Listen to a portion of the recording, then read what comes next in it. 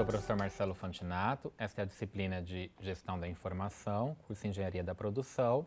Nós vamos agora começar com a aula 6, seguindo a aula anterior, que nós apresentamos uma visão geral de metodologias de desenvolvimento de sistemas de informação. Nós continuaremos agora apresentando algumas informações mais específicas relacionadas às duas primeiras etapas do ciclo de vida, que é a parte de requisitos e a parte do projeto, também chamado de design. Então, em geral, essas duas atividades elas são chamadas de análise e projeto, análise de requisitos e projeto do software. Então, dentro daquelas várias metodologias que eu apresentei para vocês, vocês devem se lembrar de requisitos, análise, projeto, implementação, teste. Aqui a gente vai estar pensando nas duas primeiras. Tá? Então, a primeira delas é a análise de requisitos. O que é a análise de requisitos? Bom, primeiramente, o que é um requisito? Um requisito é algo que o sistema deve ter. Né? Então, a lista de requisitos é o conjunto de todas as coisas que o sistema deve fazer e como ele deve fazer. Então, por exemplo, o sistema deve fazer um cálculo assim, assado, o sistema deve enviar a informação tal para tal pessoa, enfim, tudo o que o sistema deve fazer, desde a coisinha menorzinha até a coisa maiorzona. Então, isso a gente chama de lista de requisitos. Inclusive, existem alguns requisitos que não é o que o sistema deve fazer, mas como. Por exemplo, quando eu enviar a informação A para a pessoa B, isso tem que ir via e-mail, por exemplo. É como a informação deve ir. Mais especificamente ainda, esse e-mail deve ser enviado em questão de X segundos. Isso é uma forma de dizer como aquilo deve ser feito. Existem vários outros exemplos de requisitos. Alguns requisitos a gente chama então de não funcional, que não é a função propriamente dita. Por exemplo, o caso do tempo. Em quanto tempo, no máximo, o sistema deve conseguir fazer algo? Uma outra questão, por exemplo, é quantos usuários podem acessar o sistema ao mesmo tempo, de forma paralela? Não é a função propriamente dita, mas algo sobre o uso do sistema, por exemplo, paralelismo. Tá? Bom, a primeira etapa, então, é levantar essa lista de requisitos. Existem diferentes abordagens, técnicas, né? Comentei com vocês que a engenharia de software é formada por um conjunto de técnicas, métodos, ferramentas. Só para levantar a lista de requisitos já existe um conjunto de técnicas diferentes. Algumas técnicas, por exemplo, é você fazer entrevista com o cliente. Então, você vai fazer a entrevista para, conversando com ele, poder saber qual a forma quais os requisitos que ele deseja para o seu cliente. Existem outras formas também de fazer esse levantamento de requisitos. Por exemplo, se é um processo que está sendo automatizado, esse processo hoje ele é manual, a pessoa que vai coletar os requisitos, ela pode acompanhar a execução desse processo. Se você tem, por exemplo, 10 pessoas trabalhando nesse processo, ele pode, cada dia, ficar acompanhando o trabalho de uma dessas pessoas, para poder ele mesmo observar. Né? Em geral, essas técnicas elas não são usadas de forma exclusiva. Você pode, por exemplo, tanto observar o processo por 10 dias, quanto fazer uma reunião com os usuários, com os clientes, para fazer uma entrevista. Essa entrevista pode ser individual, pode ser de todo mundo de uma vez só. Você pode fazer as duas coisas, uma vez individual, uma vez junto. Enfim, são técnicas que a engenharia de software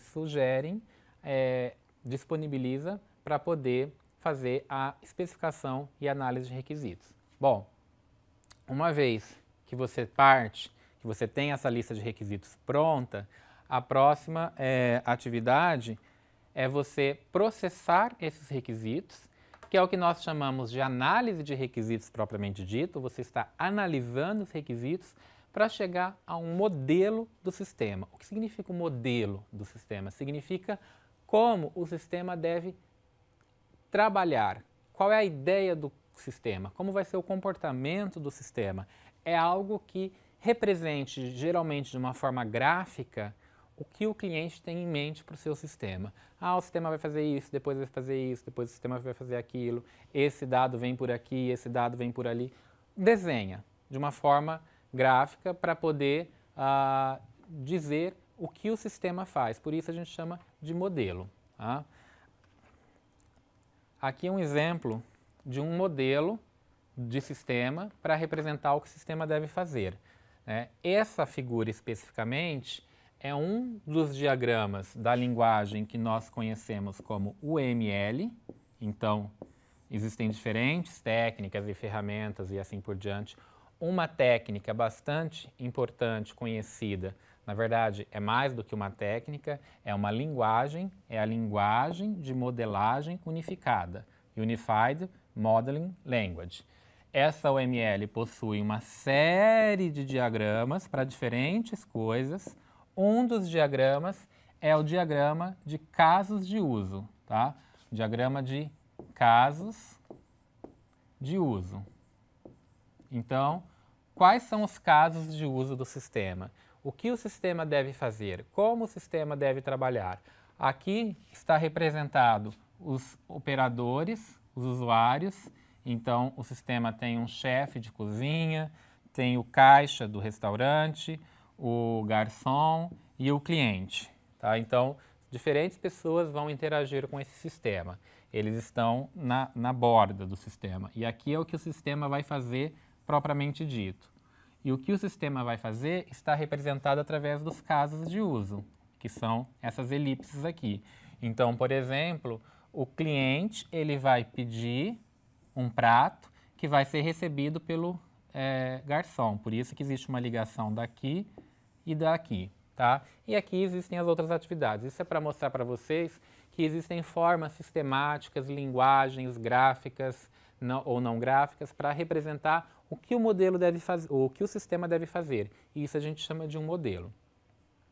Bom, uma vez que nós temos o modelo, ele pode ser feito de diferentes formas, mas uma vez que a gente tem ele, não importa como ele foi feito, então nós vamos para a próxima atividade, a atividade de design ou projeto, né? Quando você vai projetar o sistema propriamente dito, porque uma coisa é você saber o que o sistema tem que fazer, mas como o sistema vai fazer aquilo. Então, está sendo representado aqui o modelo do sistema de uma forma, pode ser uma forma gráfica que represente como o sistema deve trabalhar, como se fosse um processo, tá? E depois o projeto, isso vai ser usado como entrada para que a gente gere o projeto do sistema. O projeto significa quais componentes vão existir, como os componentes vão interagir entre si, o que cada componente faz, o que um consome e o outro produz, de uma forma mais técnica, uma linguagem que o programador vai entender, tá? Esse modelo do sistema aqui, o cliente ainda consegue entender, embora o programador também possa entender. Mas o projeto propriamente dito, dificilmente o cliente vai entender. Tá? Agora, é uma linguagem mais baixo nível, mais técnica, para que o programador que vai realmente codificar, fazer o software lá no computador, ele consiga entender. E aí o projeto, ele pode ser de diferentes tipos. Tá? Você pode dar diferentes focos. Aqui é uma ideia de um diagrama que representa os principais componentes e subcomponentes de um software. Também é aquela linguagem chamada de UML, agora um outro diagrama. Não é mais o diagrama de casos de uso, é o diagrama de componentes. Então aqui você tem uma série de componentes, o que o software tem que fazer dentro, um conjunto de componente maior, como se fosse um subsistema com vários componentes, outros componentes externos aqui, né? Isso tudo é o seu sistema, tá? Existem as relações entre esses componentes, existe a relação do componente principal com os componentes externos, e aqui, essa figura é apenas ilustrativa, né? Vocês podem buscar informações mais detalhadas a respeito de todos os diagramas da UML, inclusive esse diagrama aqui de componentes, mas aqui já existe uma série de detalhes, uma série de nomes internos e técnicos que provavelmente o cliente não conhece, não vai entender. Agora, o programador, ele vai entender. Isso para ele é muito claro, porque ele sabe exatamente o que ele tem que desenvolver e como ele vai programar essas coisas. Aí nós podemos ter outros tipos de projetos. Alguns desses projetos, dessas linguagens, pode até ser um pouco mais próximo da visão do cliente. Por exemplo, esse exemplo aqui, que é um diagrama de atividades. É como se ele estivesse representando o processo que vai ser executado, mas o processo do ponto de vista interno do software, como o software vai processar as informações. Mas o cliente ele pode entender de uma forma mais fácil, porque é basicamente um fluxograma, uma linguagem que as pessoas em geral conseguem abstrair bem. Então aqui você tem uma série de decisões, né? Se tal coisa é verdadeiro, então você faz isso, senão você vem fazer isso, são decisões. Existe um fluxo aqui de coisas que o sistema deve fazer. Algumas coisas são alternativas, ou você faz isso, ou você faz aquilo, baseado numa decisão, e outras coisas são paralelas, né? Existe uma forma de representar o paralelismo.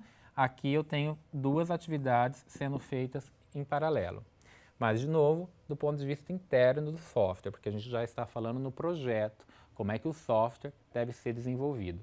Aqui uma outra possibilidade, um outro diagrama, também da OML. Todos os que eu estou mostrando aqui, se não todos, são da OML, porque acaba sendo a linguagem hoje mais usada. Tá?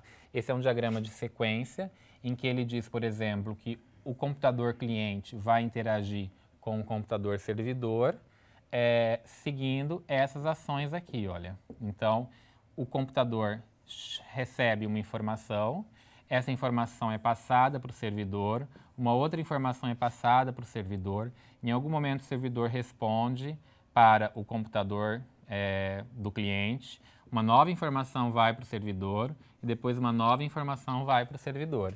Então, a gente lê ele de cima para baixo para saber como as coisas estão acontecendo entre os dois computadores, no caso, o cliente e o servidor.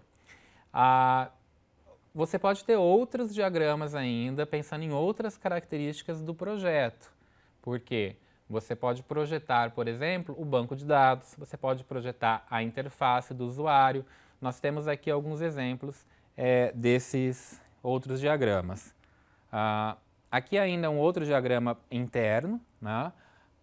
Ele é chamado de diagrama de classes, também da OML. Ele é mais detalhado ainda. Olha, esse diagrama aqui que eu havia mostrado para vocês, ele descreve todos os componentes. Agora, um componente específico aqui, eu ainda tenho que detalhá-lo mais, que é o que está sendo feito através desse diagrama aqui. Esse diagrama pode representar um daqueles componentes, tá? Então, você tem aqui cada partezinha daquele componente, o que ele tem que fazer dentro do software. E eu posso detalhar ainda mais, porque aqui, por exemplo, eu tenho uma classe, pensando em orientação a objetos, né, para quem programa. Essa classe tem um conjunto de métodos. Cada um desses métodos aqui vai ser um pedaço de código, um conjunto de código. Esse método pode já ser projetado aqui ou pode deixar para o programador definir baseado numa descrição mais alto nível. Isso vai depender da abordagem que uma determinada organização usa. Se ela prefere já adiantar, ainda em tempo de projeto, ou se ela deixa para o programador definir isso um pouco mais para frente.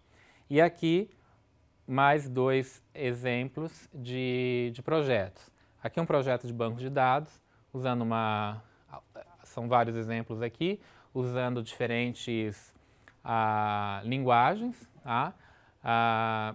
E aqui um projeto de interface. Pode não parecer, mas isso aqui é uma tela, olha só, que é a tela do computador, e aqui está se projetando que eu vou ter botões, por exemplo, de sair, parar, configurar, verificar, executar.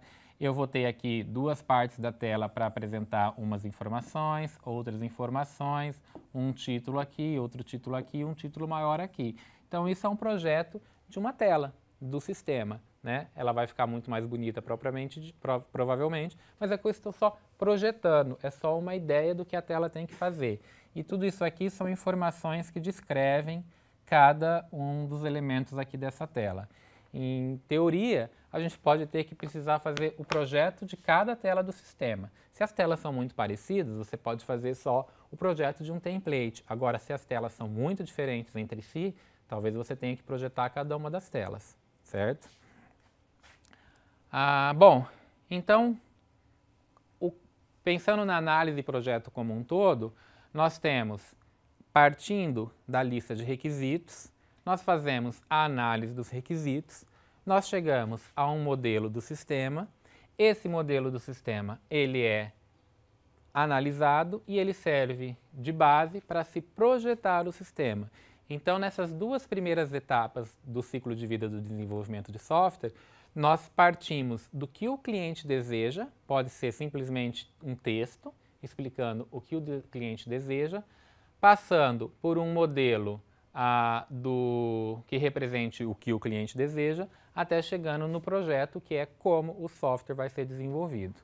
E aí, com base nesse projeto, nós passamos para a próxima atividade, que é a implementação e o teste depois, que é o motivo ou o assunto da nossa próxima aula.